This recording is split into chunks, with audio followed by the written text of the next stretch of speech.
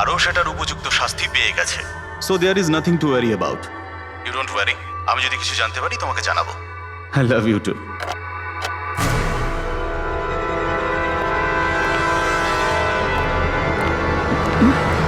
এই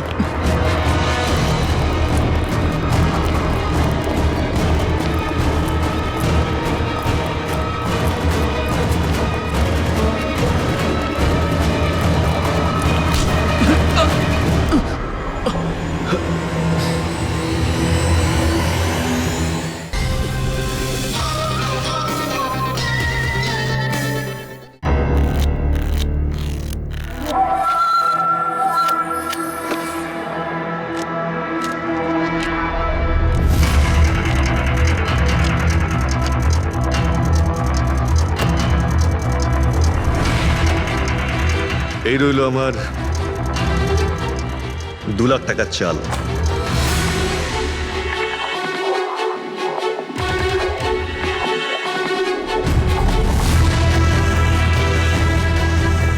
আমার 3 লাখ টাকার চাল।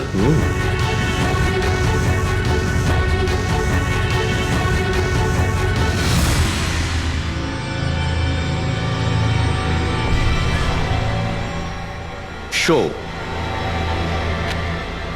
মনে হচ্ছে আজকে আমার দিনটা খুব ভালো। আমাকে হারানো আজ তোমাদের পক্ষে সম্ভবই নয়। সম্ভব না, তাই না? হ্যাঁ, দাঁড়া দেখাচ্ছি।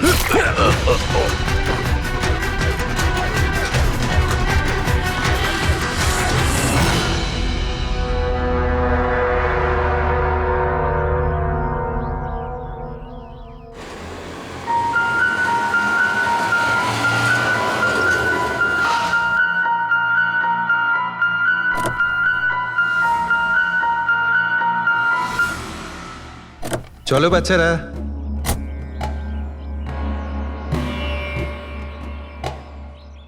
ভীষণ ক্লান্ত লাগছে, এত লম্বা ড্রাইভ। হেমন্ত, তুমি তো জানো আমরা ভ্যাকেশনে এসেছি, তাহলে কিছুদিন তুমি বিশ্রাম করে নিও। ওকে ওকে বাবা, ঠিক আছে, দরজা তো খোলো, আমি লাগেজগুলো নিয়ে আসছি। হ্যাঁ। এসো।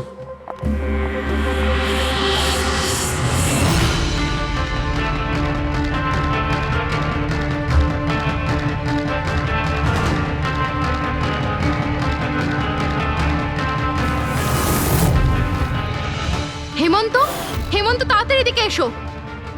এই এই দরজাটা। তুমি ওদের গাড়িতে বসাও, আমি দেখছি। হেমন্ত সাবধানে প্লিজ।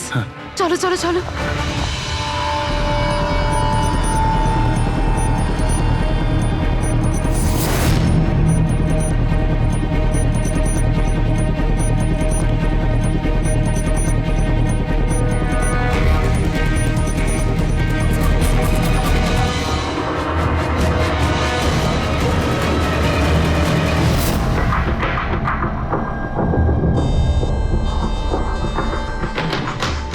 তিন চারবার আঘাত করেছে ছুরি দিয়ে। লাশ খুব একটা পুরনো নয়, মনে হচ্ছে কাল রাতে খুন হয়েছে এর। জুয়া খেলার সময় মারা গিয়েছে। এই 5টা গ্লাস পড়ে আছে এখানে, আর এই 5টা ভাগে তাস বাটা আছে। মনে হচ্ছে এছাড়া আরো 4 জন ছিল, ওদের মধ্যে কেউ একজন মেরেছে একে। বাইরে থেকেও কেউ আসতে পারে। পুরবী পঙ্কজ, একটু দেখো তো এই জালনা কিংবা দরজা ভাঙা নেই তো? মিস্টার হেমন্ত, এই লোকটা কে? না স্যার, আমি তো এনাকে আগে কখনো দেখিও নি। এই লোকটা আপনার ঘরে মরে পড়ে আছে আর দেওয়ালের চারিদিকে ওর ছবি লাগানো আছে। এটা কি করে সম্ভব? একজন অচেনা লোক আপনার এই হলিডে হোমে এসে তাস খেলছে, মারা গেছে। How it possible?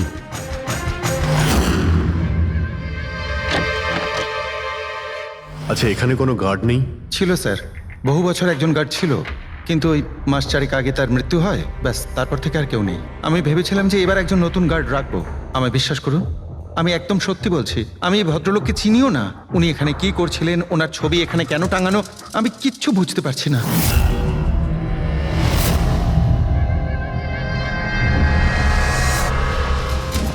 Pankaj,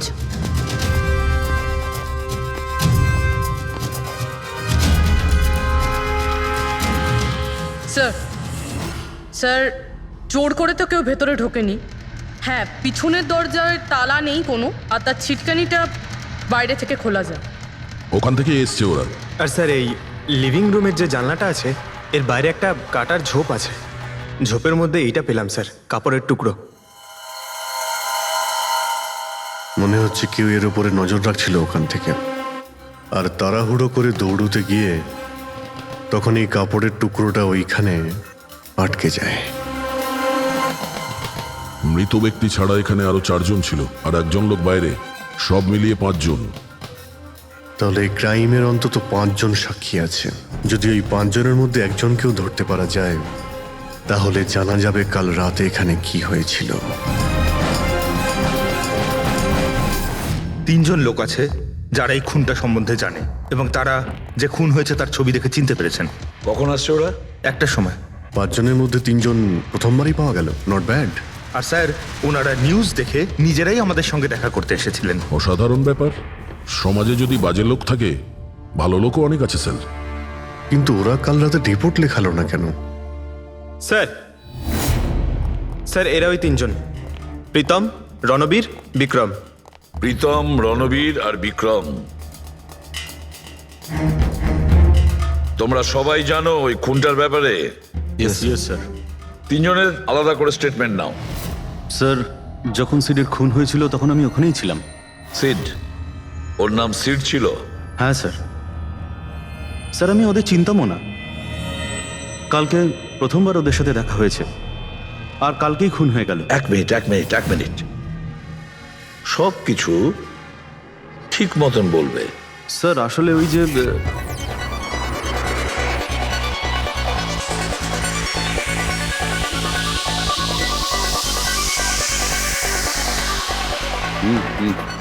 sure sir.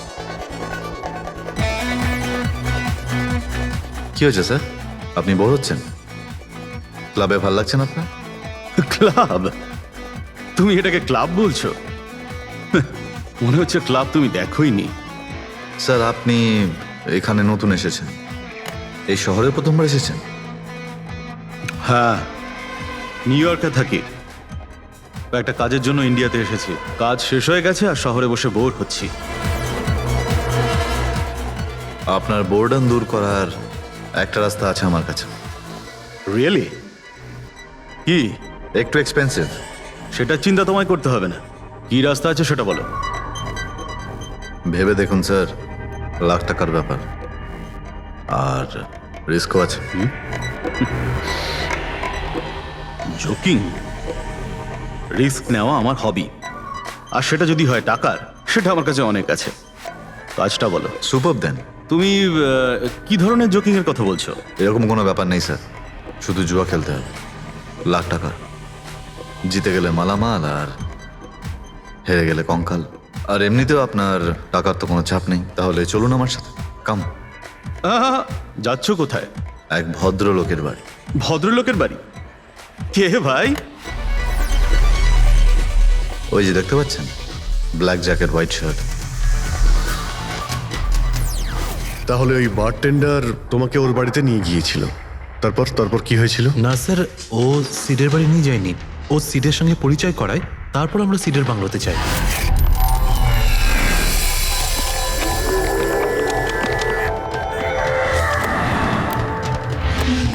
আর যখন আমরা ওখানে পৌঁছলাম তখন আগে থেকেই 2 জন ওখানে ছিল।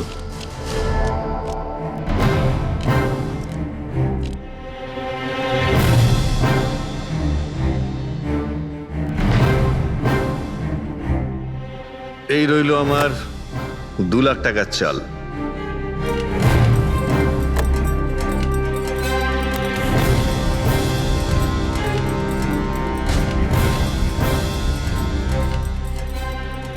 শো।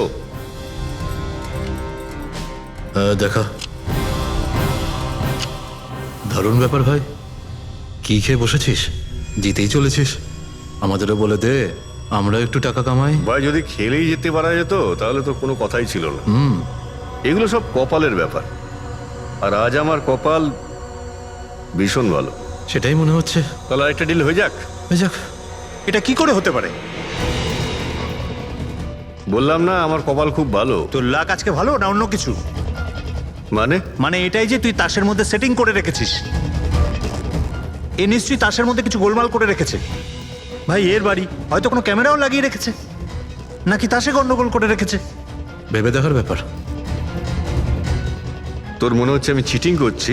অফকোর্স, নাহলে আমাদের মধ্যে কারো হাতে ভালো তাস এলো না কেন? ওর এলো না, আমার এলো না কেন? তুই চিটিং করছিস, চিটার।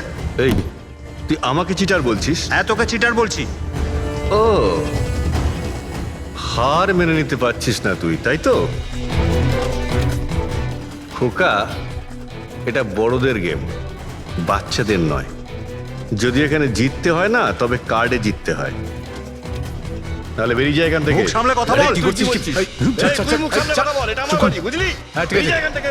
কি করছিস কি ভাই? আরে ওকে তাড়া কেউ এখান থেকে। তার মানে হরিশ ওখান থেকে চুপ করে বেরিয়ে গেল। হ্যাঁ স্যার, প্রথমে আমারও মনে হচ্ছিল যে ও চলে গেছে, কিন্তু ও কিচেনে গেছিল। কিচেনে? হ্যাঁ স্যার, কিচেনে। যখন ও কিচেন থেকে বেরোলো তখন ওর হাতে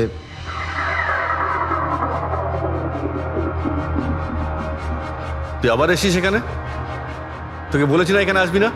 বেরো এখান থেকে। আবার কি হলো কি? এই তুই আবার হাত দিচ্ছিস গায়ে? আরে ভাই, হ্যাঁ? আরে কি করলি কি তুই? আরে মেরে দিল ওকে। এটা এটা কি করলে? মেরে দিলে? আমি অ্যাম্বুলেন্সকে কল করছি, তোরা এখানে থাক। আরে মরে গেছো? পুলিশকে ফোন কর, না হলে আমরা সবাই ফেসে যাবো। পুলিশকে ফোন করলে আমরা বেঁচে যাব? জুয়া খেলছিলাম আমরা, বেআইনি এই জুয়া খেলা। হ্যাঁ, জুয়া খেলেছি, কাউকে মারিনি তো এক আমরা। বেশি চালাকি করিস না। পুলিশ যদি আসে না, আমি একা ফাঁসবো না, সবাই মিলে ফাঁসবো। সেভ একটা কাজ করতে পারি, তোরা এখান থেকে যা, আমি কাজটা খতম করে আসছি।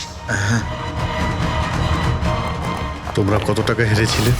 স্যার 30 লাখ। আমার প্রায় 50 লাখ মতন। স্যার 35 লাখ। এক মিনিট রণবীর, তুমি বলেছিলে যে সিড ওই সময় সাদা শার্ট পরেছিল। ইয়ে স্যার, উনি সাদা শার্টই পরেছিল। আর বিক্রম, তুমি বলেছিলে যে ও হলুদ শার্ট পরেছিল। হ্যাঁ স্যার, ও হলুদ শার্টই পরেছিল। ও সাদা বা হলুদ রঙের শার্ট পরেছিল না, একটু ব্লুইশ কালার ছিল শার্টটার, আমার ভালো মনে আছে। কিভাবে সেটা হয়? আমরা যখন লাশটাকে পেয়েছিলাম তখন ও হোয়াইট কালারের শার্ট পরেছিল, আর রণবীরও তো এই একই কথা বলছে। এটা কিভাবে সম্ভব?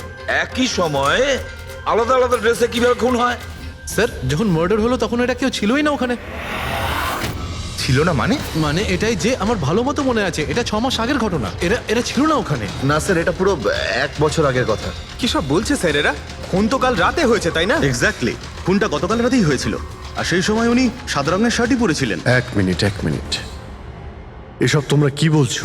কাল রাত, 6 মাস, 1 বছর আগে? হ্যাঁ স্যার। আই হোপ তোমরা একটা লোকের মার্ডারের কথা বলছো যা কাল রাতে হয়েছিল, তাই তো? আর তোমরা বলছো এই দুইজন ছিল না মার্ডারের সময়? স্যার, এরা দুজন ওখানে ছিল না। আমি যে মার্ডারের কথা বলছি সেটা 6 মাস আগে হয়েছে। স্যার, খুনটা কাল রাতেই হয়েছিল। আর সেই সময় যারা ছিল সেই দুজন অন্য কেউ ছিল, ওরা তখন ওখানে ছিল না। হ্যাঁ স্যার, ওরা ঠিক বলছে, আমিও চিনি না এদেরকে। তোমরা তিনজনের সিডের কথাই বলছো তো? আর মার্ডার হওয়ার আগে ও তোমাদের সঙ্গে চেরিস ক্লাবে দেখা করেছিল তো? আর তারপরে ও তোমাকে হেমন্ত বিলায় নিয়ে গেছে। না স্যার, ও আমাকে সংকল্প ম্যানশনে নিয়ে গেছিল, আর সেটা ওই কীর্তি হিলসে। হ্যাঁ, কীর্তি হিলসে ছিল। না স্যার, ও আমাকে ইয়াশ হাউসে নিয়ে গেছিল, যেটা কার্টিস রোডে রয়েছে। একটাই লোক 3 বার 3 জায়গায় 3 রকম আলাদা আলাদা জামা কাপড় পরে কি করে মরতে পারে? হ্যাঁ, সালুকে বলো। আচ্ছা, ঠিক আছে, ওকে। অজিত, সালুকে কোনো সূত্র খুঁজে পেয়েছে। তোমরা যাও, সালুকের সঙ্গে দেখা করো, আর ততক্ষণে আমি এদেরকে একটু জিজ্ঞাসাবাদ করি।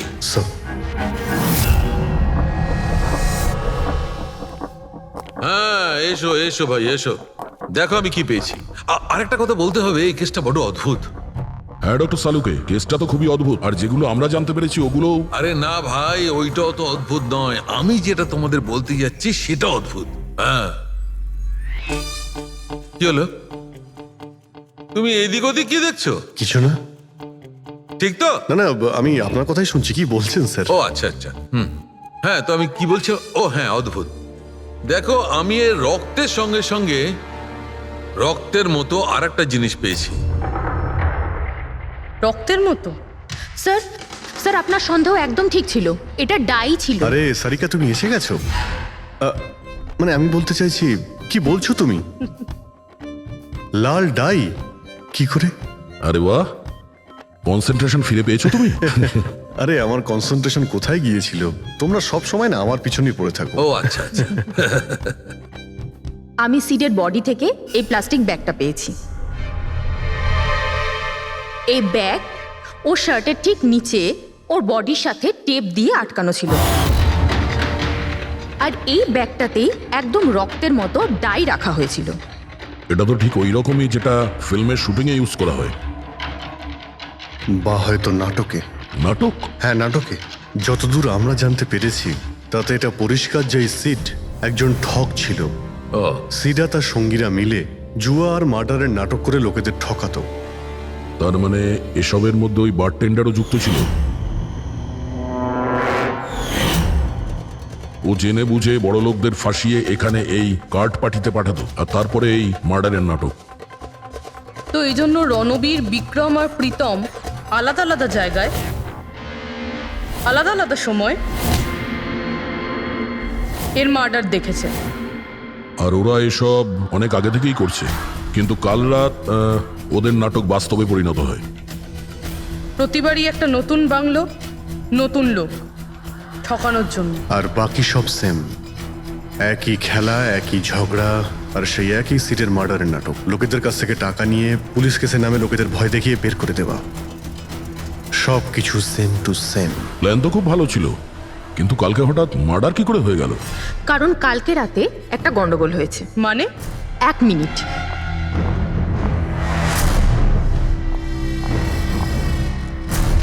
স্যার, আর এই হচ্ছে ছুরি। এই ছুরিটাও সেই রকমই নকল যেমন এই রক্তটা।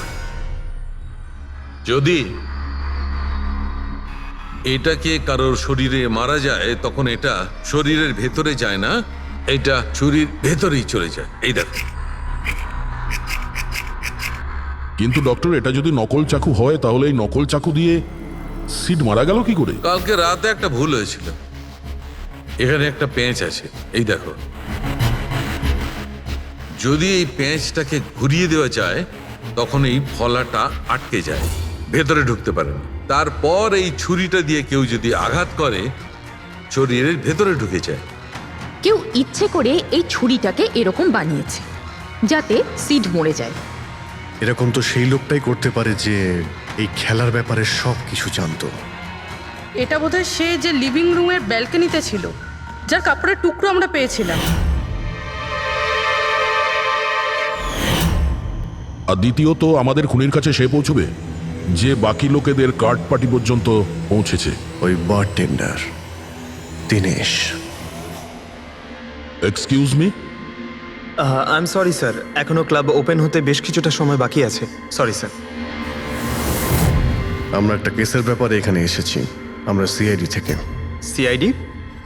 হ্যাঁ বলুন স্যার, আমি কি করতে পারি আপনার জন্য? স্টাফেদের সঙ্গে কিছু কথা আছে। স্টাফেরা এখানে আছে? এখন সবাই তো এখানে নেই, কিছু লোক আছে যারা লকার রুমে ইউনিফর্ম চেঞ্জ করছে। আপনাদের একজন বারটেন্ডার দিনেশ, সে কোথায়? ম্যাম, কাল থেকে ও কাজে আসেনি, জানি না না বলে কোথায় গেছে। আচ্ছা স্যার, ব্যাপারটা কি? ও কিছু ঘটিয়েছে নাকি? করেছে কি করেনি সেটা পরে আপনি জানতে পারবেন। আপাতত আপনি ওর অ্যাড্রেস দিন আমাদের। স্যার, ও এখানে যে অ্যাড্রেস দিয়েছিল সেটা ভুল অ্যাড্রেস। অ্যাকচুয়ালি ও যখন উধাও হয়ে গিয়েছিল এখানে অ্যাড্রেস বুক থেকে ওর সব ডিটেলস বার করেছিলাম আমি, কিন্তু তারপর দেখলাম যে অ্যাড্রেসটা ভুল। আপনি চাইলে আমি আপনাকে অ্যাড্রেসটা দিতে পারি, কিন্তু আমার মনে হয় না আপনি ওকে ওখানে খুঁজে পাবেন। আপনি যখন কাউকে কাজে রাখেন তখন তাদের ডিটেলস নিয়ে রাখেন না? আপনি কি জানেন আপনার এই বারকে সামনে রেখে ও লোককে ঠকাতো? হোয়াট? আর আমরা এখন ওকে একটা খুনের ব্যাপারে খুঁজছি। Murder? I am sorry ma'am, আমি সত্যি জানতাম না। সেই জন্যই আগে থেকে ভালো করে খোঁজ নিতে হয়।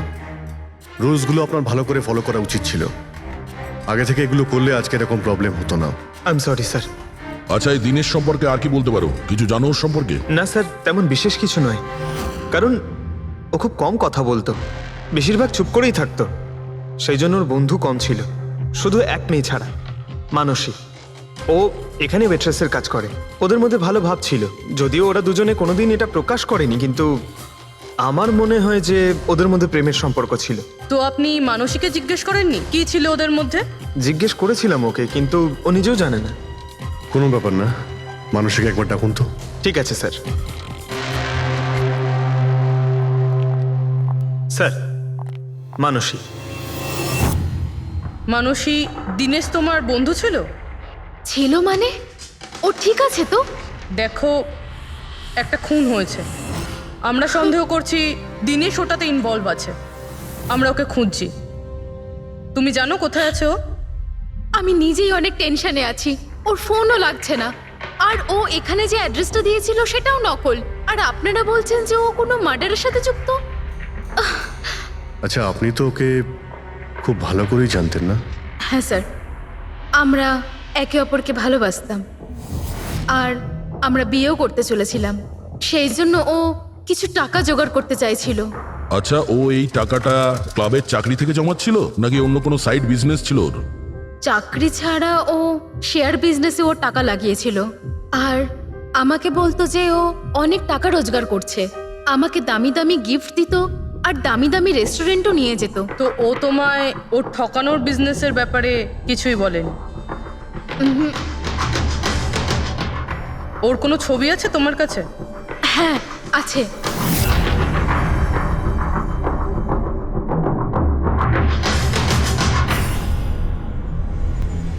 স্যার, এই দীনেশ তো নিরুদ্দেশ, কিন্তু ওর ছবি আমরা পেয়েছি। এটাকে আমরা সার্কুলেট করে দিচ্ছি।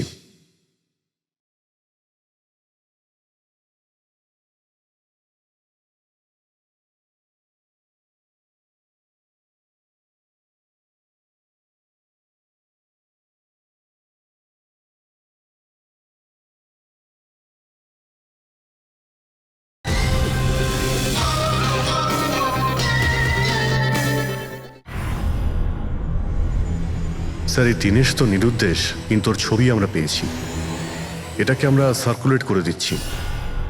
হ্যাঁ হ্যাঁ, করাও অভিজিৎ, করাও। তিনজনের স্কেচ তো করা হচ্ছে। একটা কথা তো পরিষ্কার যে চারজন সবাই একসঙ্গে কোনো গর্তে লুকিয়ে বসে আছে। হ্যাঁ স্যার। স্যার, এটা ঠগ কিন্তু খুনি নয়। ভুল করে এদের হাতে খুন হয়ে গেছে। 100% এটা ভয় পেয়েই কোথাও লুকিয়ে রয়েছে। ব্যাস, এই ভয়টাকেই আমাদের কাজে লাগাতে হবে। এমন ভাবে ভয় দেখাতে হবে যে ওরা নিশ্চয়ই কোনো ভুল করে থাকবে আর আমরা খাপ করে ধরে ফেলবো। স্যার। স্যার, হ্যাঁ, স্কেচ তৈরি। ওকে স্যার, হ্যাঁ, এই তিনজনই জুয়ারি, আর যে ছুরি মেরেছে সে হলো হরিশ।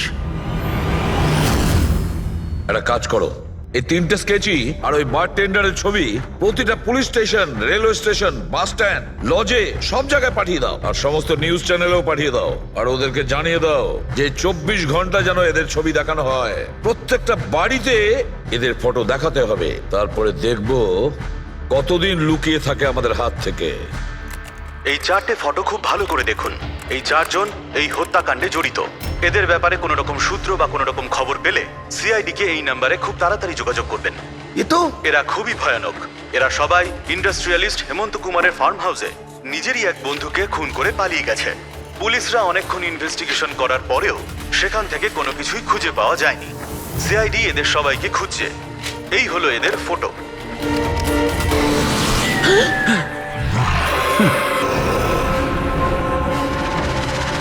ভাই শোন না, ম্যাচটা চালু কর না, ম্যাচ হচ্ছে। এরা সবাই ইন্ডাস্ট্রিয়ালিস্ট হেমন্ত কুমারের ফার্ম হাউসে নিজেরই এক বন্ধুকে খুন করে পালিয়ে গেছে। সিআইডি এদের সবাইকে খুঁজছে। এই হলো এদের ফটো। দেখলি তুই, এরা তো সবকিছু জেনে ফেলেছে। ভাই ছবি টবি সব দেখাচ্ছে, সমস্ত ডিটেলস দেখাচ্ছে। বাজেভাবে ফেসে যাবো ভাই এসবে। হাসবো তো বটেই। আমি তোদের আগেই বলেছিলাম যে চল পালিয়ে যাই, কিন্তু তোরা তো শুনলেই না। এবার এবার পুলিশ আসবে, সব জায়গায় খোঁজ করবে, আর তখন আরে এখনো এখনো এখনো অনেক সময় আছে। চল পালাই, এই ব্যাগ তোলা, সবাই মিলে পালাই, চল।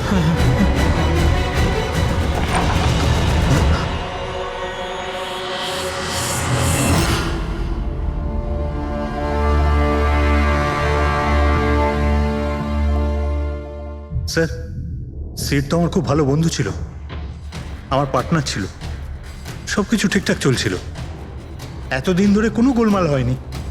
ওই রাতে কি যে হলো, আমি তো অন্যান্য বারের মতোই নকল ছুরিই মেরেছিলাম, কিন্তু মানে মানে জানি না কিভাবে কিভাবে মরলো, আমি জানি না। এও জানে না। ওসব নাটক বন্ধ করো আর সত্যি করে বলো। বলো। স্যার, আমরা ধনী আর এনআরআই লোকদের বোকা বানিয়ে ঠকাতাম। আর দিনেশ ওই জেডিস ক্লাব থেকে এই ধরনের বোকাদের সিডের কাছে আনতো। তারপর আমরা সেই বড় লোক এনআরআই লোকগুলোকে কোনো খালি নির্জন বাংলোয় নিয়ে যেতাম, যেটা আমরা প্রথম থেকেই সিডের বাংলোর মতো সাজিয়ে রাখতাম। হ্যাঁ স্যার, আমার একটা বিজনেসও আছে স্যার, রিয়েল এস্টেটের বিজনেস। তাই স্যার এই কাজের জন্য এরকমই খালি শুনশান বাংলোর খোঁজ করতাম আমি স্যার, আর তারপর অ্যাভেলেবেল করাতাম এই কাজের জন্য স্যার। স্যার প্রথমে আমরা মুরগিকে জিততে দিই, আর তারপর যখন সে ভরসা পেয়ে যায় তখন সিট জেতা শুরু করে দেয়।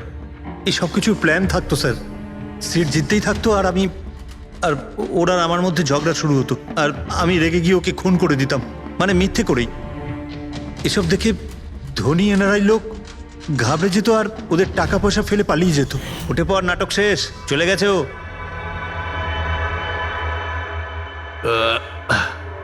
ঠিক গেছে তো রে?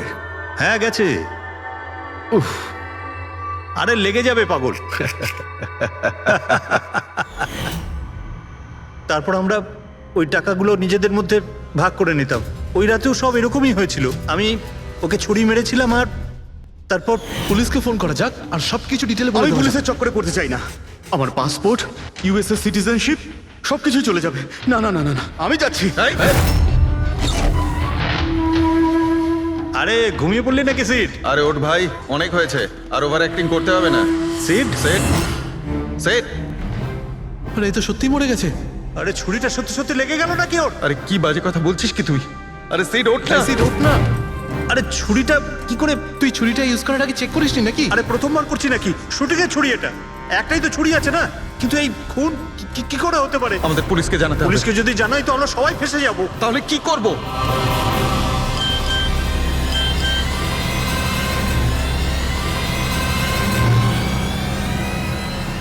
তোর খেলাটা ভেস্তে গেছে ভাই। কি? এই এই এটা দেখ, এই দেখ ফটো আছে।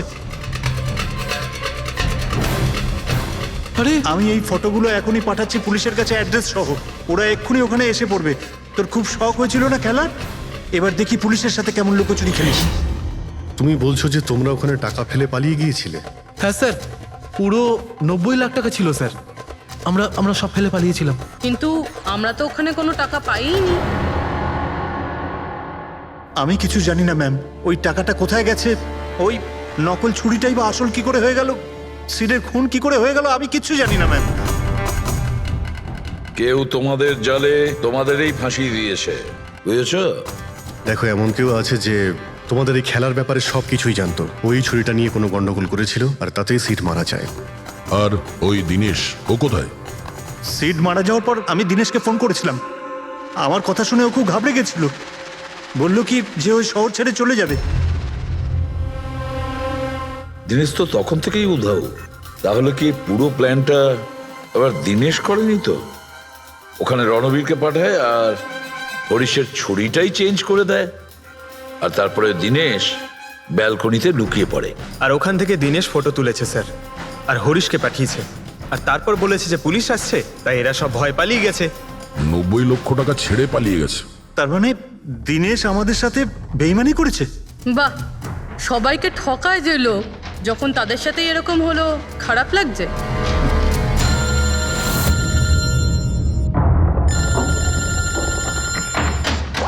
হ্যাঁ বলো সালুকে। ফ্যান্টাস্টিক, ঠিক আছে। সালুকে বললো যে প্রমাণ পাওয়া গেছে, যে জিনিস দুটো আমরা দিনেশের কথায় আমরা পাঠিয়েছি। ওর ইউনিফর্ম আর জিম ব্যাগ। হ্যাঁ দা, যে কাপড়ের টুকরো আমরা ব্যালকনি থেকে পাই, ওই টুকরোর সঙ্গে এই দিনেশের ইউনিফর্মের কাপড় ম্যাচ করছে। স্যার তার মানে খুনি দিনেশ?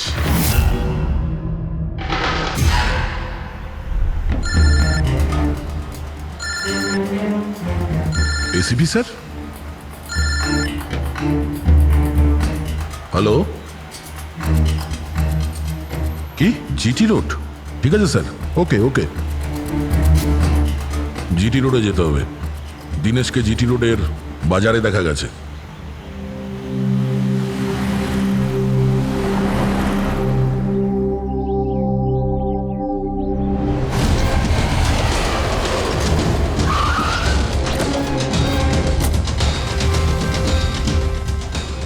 ভাই এই লোকটাকে দেখেছো এখানে?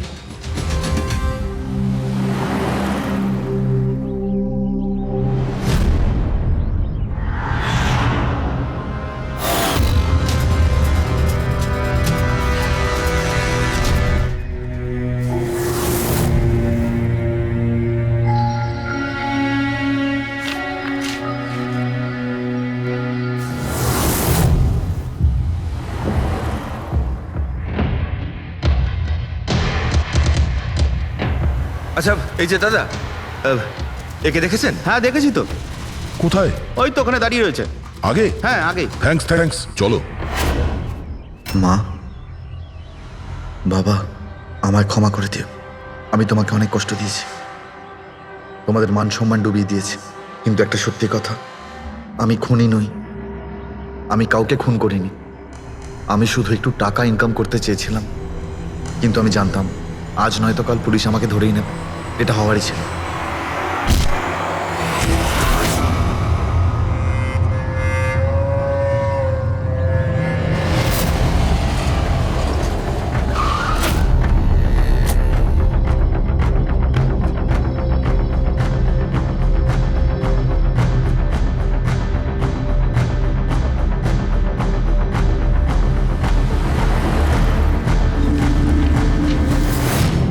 ক্ষমা করে দাও, এই বদনাম নিয়ে বেঁচে থাকার থেকে মরে যাওয়া ভালো।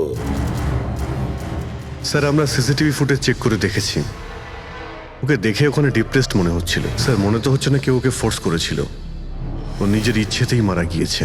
সুইসাইড নোট পড়ে তো মনে হচ্ছে স্যার ও এই কাজের ব্যাপারে খুব লজ্জিত ছিল। ও এ ব্যাপারে জড়িত তো ছিল, কিন্তু সিটকেও মারেনি। স্যার দিনেশ নয় তো আর কে হতে পারে?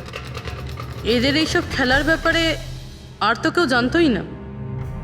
এরকম ব্যাপার নয় তো যে এরা যাদেরকে ঠকিয়েছিল ওদের মধ্যে কেউ এদের থেকে প্রতিশোধ নিচ্ছে? হতে পারে। একটা কাজ করি, আমরা বোর্ডের ওপর পুরো সাসপেক্টদের নাম লিখি, ওদের ফটোগুলো ওই সাসপেক্ট মানে ওই এনআরআই যাকে হরিশ আর তার দুই বন্ধু মিলে ঠকিয়েছে,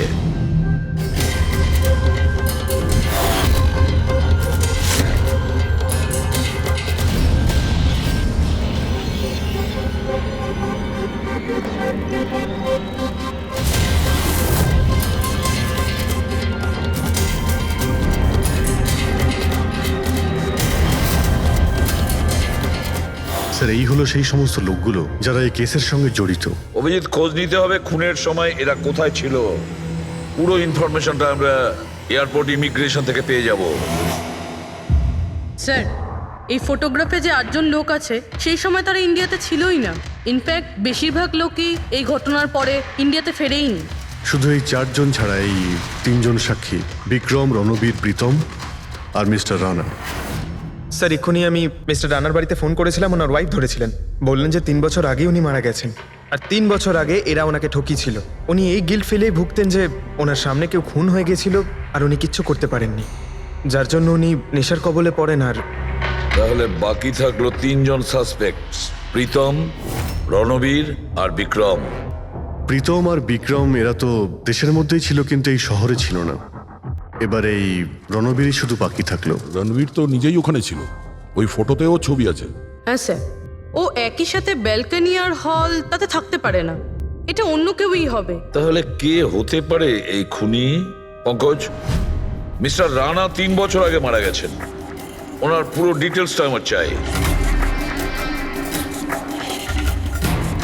স্যার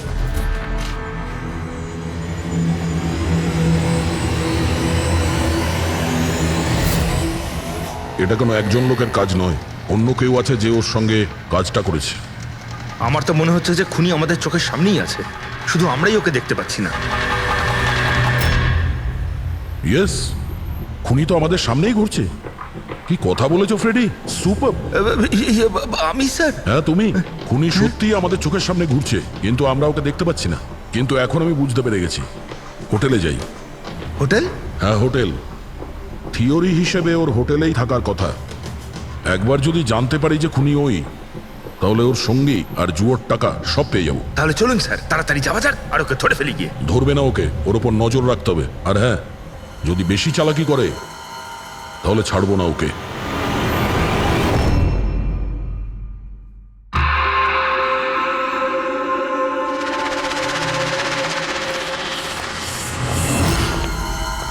এক্সকিউজ মি, হ্যাঁ স্যার, আমি আপনার ফোন থেকে একটা ফোন করতে চাই। করুন স্যার। ওয়েল, আমার একটু প্রাইভেট কথা ছিল আর কি। এছাড়া কি আপনার কাছে অন্য কোনো ফোন আছে? স্যার ওইটাই চলে যান, ওটা থেকে কথা বলে নিন। Thank you. Thank you.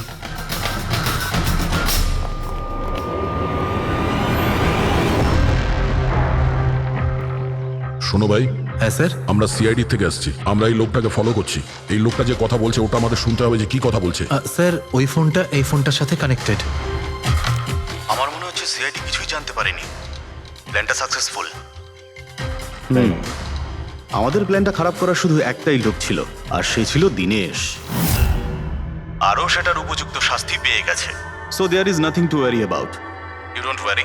আমি যদি কিছু জানতে পারি তোমাকে জানাবো। I love you two.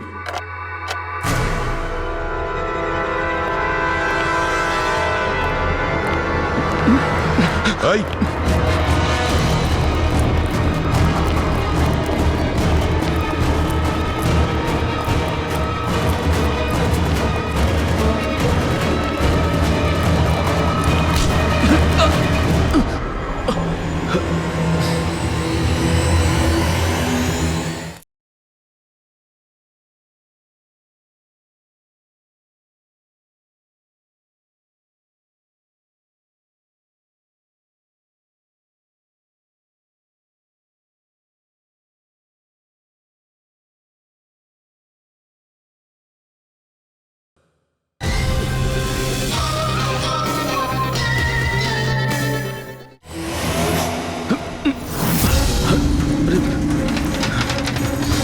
আমি আপনাদেরকে কিচ্ছু বলতে পারবো না। আমি এই ব্যাপারে কিচ্ছু জানি না। তুই কিছু বলিস আর না বলিস, তুই ফোনে যা কথা বলছিলি না ওটা আমরা সবাই শুনে নিয়েছি, বুঝলি? শুধু এটা বল, টাকা কোথায়? হ্যাঁ, দেখো, মুখ বন্ধ করে কেন নিজের জীবনের সর্বনাশ ডেকে আনছো? তোমার মঙ্গল এতেই, চুপচাপ যা জানো সব বলে দাও। টাকাটা ওর কাছে রয়েছে।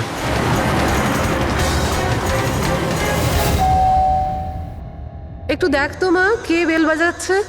হ্যাঁ মা।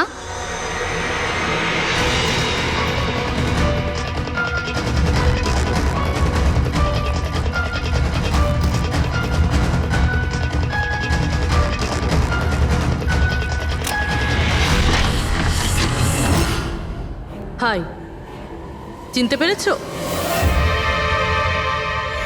স্যার, মানসী। অ্যাকচুয়ালি আমরা আপনার বাড়ির তল্লাশি নিতে চাই। Search warrant. কি ব্যাপার? আপনারা কারা? সিআইডি। আমাদের কাছে আপনার বাড়ির তল্লাশির অর্ডার আছে। কিন্তু আমরা কি করেছি? আপনারা এখানে কেন এসেছেন? খুব তাড়াতাড়ি জানতে পারবে। চেক করো।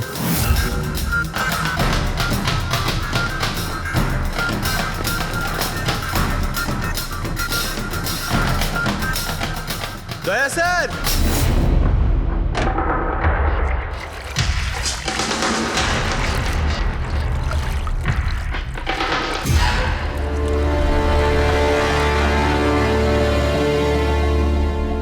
চলো। এই নোটগুলোতে রক্ত লেগে রয়েছে। ডিএনএ টেস্ট করলেই জানতে পেরে যাব যে এই রক্তটা সিডের, তাই না? এবার বলো, কিছু জিজ্ঞেস করবে? এখন এ জিজ্ঞাসা করবে না, আমরা জিজ্ঞাসা করব ব্যুরোতে। কিন্তু আপনারা আমাকে কেন সন্দেহ করলেন? শেষবার আমাদের মনে হয়েছিল যে দিনেশ খুনি, কিন্তু ও সুইসাইড করে প্রমাণ করে দিয়েছে যে ও খুনি নয়। মানুষ এটা কি চেনো? এটা তোমার ইউনিফর্মের কাপড়ের টুকরো। এটার কারণে আমরা তোমাকে সন্দেহ করছি, বুঝেছো? আর তারপর আমরা এইটা খোঁজ লাগালাম যে তুমি এরকম কাজ করলে কেন। আপনি জানতেন যে আমি এসব কেন করেছি? মিস্টার রানা, আপনার বাবা ছিল, রাইট? হ্যাঁ, উনি আমার বাবা ছিলেন, আর ওনার প্রাণ সিড আর ওনার সঙ্গীতের জন্য গেছে। উনি ওই ঘটনাটা কিছুতেই ভুলতে পারেননি। আর উনি একজন ডায়াবেটিসের রোগী ছিলেন। তারপরে উনি প্রচুর ড্রিঙ্ক করতে শুরু করে দিয়েছিলেন। উনি কি জানতেন এগুলো যা হচ্ছে সেগুলো সবই নাটক? না, উনি কিছুই জানতেন না। যদি এটা জানতেন তাহলে নিজের প্রাণ নিতেন না। উনি তো এই সব কিছুকে সত্যি মনে করতেন। ইউএসএতে ছিলাম আমি, যখন মা আমাকে কল করলো। বাবার অবস্থা খুব খারাপ ছিল। যখন আমি ইন্ডিয়া আসলাম তখন উনি আমাকে বললেন যে আমাকে ওনার কোনো অসম্পূর্ণ কাজ পূর্ণ করতে হবে আর ওনার অপরাধীদের শাস্তি দিতে হবে। তারপরে আমিও বাবাকে প্রমিস করেছিলাম যে আমি ওনার অসম্পূর্ণ কাজ শেষ করব। তারপরে উনি আমাদের সবাইকে ছেড়ে চলে গেলেন। তারপরে তুমি কি করলে? তারপরে আমি খোঁজ করা শুরু করি, কিন্তু ওই সময় এরকম কোনো কেস রেজিস্টারই হয়নি। কিন্তু পরে আমার মনে পড়েছিল বাবা বলেছিল যে এই জেডিস ক্লাবে দিনেশ ওনাকে সিডের সাথে দেখা করিয়েছিল। তো এইভাবে তোমার সঙ্গে দিনেশের দেখা হয়? হ্যাঁ, তারপরে আমি ওখানে ওয়েটারে চাকরি করা শুরু করি। দিনেশকে নিজের বন্ধু বানাই আর ধীরে ধীরে ওর কাছে আসতে থাকি। তারপরে পুরো বিষয়টাই আমি বুঝতে পেরেছিলাম যে কিভাবে ওরা আমার বাবাকে বোকা বানিয়ে আমার বাবার থেকে টাকা নিয়েছিল। কিন্তু আইনের কাছে সাহায্য চাওয়ার বদলে তুমি আইন নিজেই হাতে নিয়ে নিলে। বেইমানির বদলে বেইমানি। দিনেশের সঙ্গে তুমি ভালোবাসার নাটক করেছিলে। হ্যাঁ, আমি নাটক করেছি। ওদেরকে উপযুক্ত শাস্তি দেওয়ার জন্য আমি এটা করেছিলাম। আর এতে তোমার সাহায্য করেছে তোমার প্রেমিক, তোমার আসল বয়ফ্রেন্ড।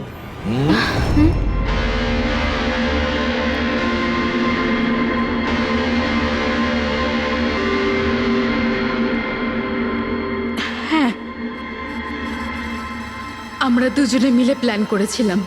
রণবীর ওই রাতে জেনে বুঝে বোকা হয়েছিল। আর ওই ছুরিটাকে খারাপ করেছিল। যদি এই পেঁচটাকে ঘুরিয়ে দেওয়া যায় তখন এই ফলাটা আটকে যায়। ওই ছুরিটাকে আমি খারাপ করেছিলাম আর ব্যালকনি থেকে লুকিয়ে ফটো আমিই নিয়েছিলাম। তারপরে আমি ওই ফটো হরিশকে পাঠিয়েছিলাম আর ওদেরকে ওখান থেকে তাড়িয়ে দিলাম আর আমি টাকাগুলো নিয়ে ওখান থেকে বেরিয়ে পড়লাম। আমি আমার বাবাকে দেওয়া প্রমিস পূরণ করেছি। ওই টাকাটা আমার বাবার ছিল, আমি ওনার প্রতি ন্যায় করেছি। ভুল। ওই ন্যায় বিচার করা তোমার কাজ নয়, সেটা করবে আদালত। তুমি আইন নিজের হাতে নিয়েছিলে আর একটা খুব মস্ত বড় অপরাধ করেছো। আইন তোমাকে কঠোর থেকে কঠোরতম শাস্তি দেবে, তোমাদের দুজনকে কঠোর শাস্তি দেবে।